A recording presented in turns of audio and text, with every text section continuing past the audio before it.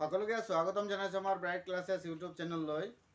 তো আজি আমি ক্লাছ 10ৰ 10 চেপ্টাৰ বৃত্তৰ এটা উপপাদ্য আলোচনা কৰিম আৰু এই উপপাদ্যটো এক্সামৰ ডাইৰেক্ট আমাক প্ৰশ্নটো আহে, ইম্পৰ্টেণ্ট এটা প্ৰশ্নত আমাক সুধিছে যে বৃত্তৰ এটা বহিবিন্দুৰ পৰা বৃত্তলৈ টনা স্পৰ্শকবোৰৰ দৈৰ্ঘ্য সমান। অৰ্থাৎ অকেন্দ্ৰযুক্ত এটা বৃত্ত আছে, পি হ'ল এটা বহিবিন্দু বহিস্থবিন্দু আৰু পিৰ পৰা যি দুডাল আমি স্পৰ্শক অংকন কৰিলোঁ, সেই স্পৰ্শক দুডালৰ দৈৰ্ঘ্য যে সমান সেইখিনি আমি অংকন কৰিছোঁ আৰু সেইখিনি আমি প্ৰমাণ কৰি দেখুৱাব লাগে। প্ৰথমে হ'ল অকেন্দ্ৰযুক্ত এটা বৃত্ত, পি হ'ল বহিস্থবিন্দু আৰু এই ৰেখাডালে আমাৰ বৃত্তটোক এ বিন্দুত স্পৰ্শ কৰিছে আৰু এই ৰেখাডালে আমাৰ বৃত্তটোক বি বিন্দুক স্পৰ্শ কৰিছে। এতিয়া আমি প্ৰমাণ কৰি দিব লাগে যে এ পি আৰু বি পি দুয়োডাল সমান। এই অংকনটো আমি প্ৰমাণ কৰিবলৈ গ'লে প্ৰথমে আমি লিখিম যে অকেন্দ্ৰীয় বৃত্তৰ পি এটা বহিবিন্দু বা বহিস্থবিন্দু, এ পি আৰু বি পি দুডাল স্পৰ্শক। এইখিনি আমি বুজি ল'ম, এ পি আৰু বি পি দুডাল স্পৰ্শক। প্ৰমাণ কৰি দেখুৱাব লাগে বা প্ৰমাণ কৰিব লাগে যে A P equal to B P. এইখিনি প্ৰমাণ কৰিব গ'লে আমাৰ কিছুমান অংকনৰ দৰকাৰ হয়। আমি অংকনখিনি কৰি ল'ম। অ এ আৰু অ বি এই দুডাল ৰেখা আমি সংযোগ কৰি লৈছোঁ। তাৰপিছত অ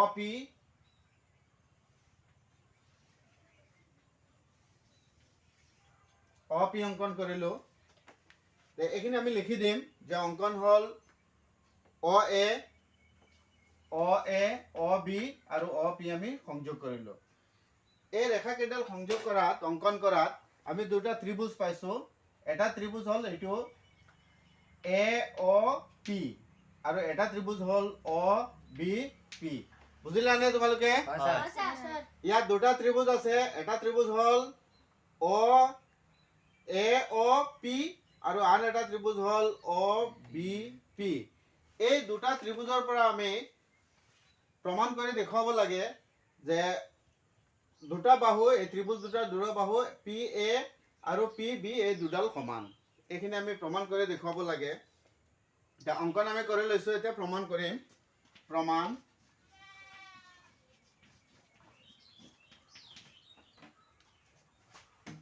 এতিয়া আমি ত্ৰিভুজ দুটা পাইছোঁ। ত্ৰিভুজ কি পাইছোঁ? অ এ অ পি আৰু ত্ৰিভুজ অ বি পি। পিৰ পৰা আমি প্ৰমাণ কৰিম, পিৰ পৰা ইয়াত চোৱা অ এ আৰু অ বি দুয়োডাল সমান। অ এ ইকুৱেল হ'ল অ বি। ইয়াক সমান হোৱাৰ কাৰণ হ'ল দুয়োটা একে বৃত্তৰে ব্যাসাৰ্ধ। অৰ্থাৎ এটা বৃত্তত যিমানডাল আমি ব্যাসাৰ্ধ অংকন কৰিম গোটেইকেইটা সমান হ'ব। যিহেতু অ এ আৰু অ বি দুয়োটা একে বৃত্তৰে ব্যাসাৰ্ধ, গতিকে দুয়োডাল সমান হ'ব। ইয়াত আমি ৰিজনটো লিখি দিম যে একে বৃত্তৰ ব্যাসাৰ্ধ, একে বৃত্তৰ ব্যাসাৰ্ধ। আকৌ O P equal O P, O P equal to O P. এই দুয়োটা হ'ল সাধাৰণ বাহু, কমন ছাইড, সাধাৰণ বাহু। এই দুয়োডাল সমান থাকে। এতিয়া আমি আগতেই জানো যে এই কোণটো আৰু এই কোণ দুয়োটাই সমান, কাৰণ স্পৰ্শক যোনডাল থাকিব ব্যাসাৰ্ধ তাৰ ওপৰত লম্ব থাকে। গতিকে এংগেল অ এ পি আৰু এংগেল অ বি পি এই দুয়োটাই সমান, প্ৰতিটোৱেই 90 ডিগ্ৰী। প্ৰতিটো আমাৰ 90 ডিগ্ৰী। কাৰণ মই বুজাই দিছোঁ, চবে বুজিছা নেকি? কাৰণ ব্যাসাৰ্ধডাল স্পৰ্শকৰ ওপৰত লম্ব থাকে, গতিকে ইয়াৰ কোণটো 90 ডিগ্ৰী হ'ব। তে এইখিনি আমি চালে গম পাম যে এই বৃত্তটোৰ ব্যাসাৰ্ধ দুডাল সমান, কোণ দুটা সমান আছে, আৰু এইটো হ'ল অ পি, যোনটো এইটো হ'ল সাধাৰণ বাহু। গতিকে আকৌ চাই লোৱা, অ এ আৰু অ বি এই দুডাল সমান, কাৰণ একে বৃত্তৰ ব্যাসাৰ্ধ। অ পি কমন সাইড, দুইটা বাহুৰে এটা সাইড, দুইটা ত্ৰিভুজৰে এটা সাইড। এতিয়া এই কোণ দুটা আমি সমান পাইছো, গতিকে আমাৰ ত্ৰিভুজৰ শৰ্ত মতে এইটো সৰ্বাংগসম ত্ৰিভুজ, ত্ৰিভুজ অ এ পি আৰু ত্ৰিভুজ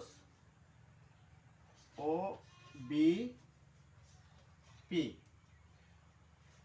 ইয়াত সৰ্বাংগসম ত্ৰিভুজ হোৱাৰ ফৰ্মুলাটো হ'ল RHS শৰ্তমতে, RHS শৰ্তমতে।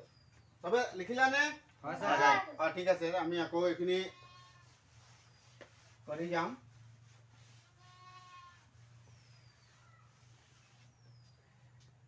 এই শৰ্ত হিচাপত আমি দুয়োটা ত্ৰিভুজ সদৃশ পাইছো। এতিয়া AP is equal to BP, সদৃশ হ'ল CPCT। সবাই বুঝিলা? এইখিনি আমাৰ প্ৰমাণ হৈ গ'ল, প্ৰমাণিত হ'ল।